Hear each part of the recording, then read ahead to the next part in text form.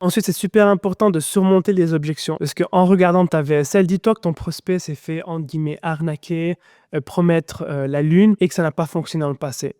Donc, en faisant des promesses dans ton introduction, ce qui est super important, il faut que tu surmontes les objections parce qu'il va se dire: «Ouais, c'est trop beau pour être vrai». OK?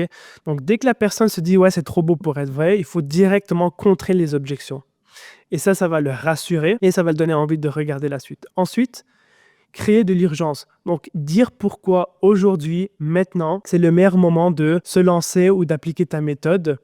Comme ça va te donner envie de passer à l'action à la fin lorsque tu vas faire un appel à l'action. Et un dernier point qui est super important, c'est d'utiliser le vocabulaire du prospect. Donc souvent, les coachs et les formateurs vont commettre une erreur très grave, c'est d'utiliser un vocabulaire qui est très complexe. Ils utilisent un vocabulaire qui est riche et compliqué à comprendre. Ça va augmenter leur crédibilité et ça va mieux convertir. C'est complètement l'opposé. Pourquoi? Parce qu'il faut que tu utilises un vocabulaire, qui est facile et simple à comprendre et qu'un enfant de, je pense, 7 ou 8 ans peut comprendre.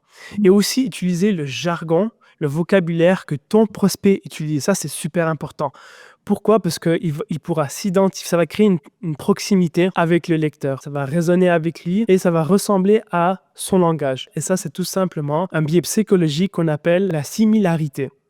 Donc, lorsque quelqu'un nous ressemble ou lorsque quelqu'un nous imite, on a tendance à plus l'aimer. C'est aussi simple que ça. Donc, c'est pour ça que c'est super important d'utiliser le même vocabulaire de ton prospect. D'accord? Il va se sentir compris, ça va créer de la proximité, ça va créer de la confiance et il va continuer à regarder la VSL.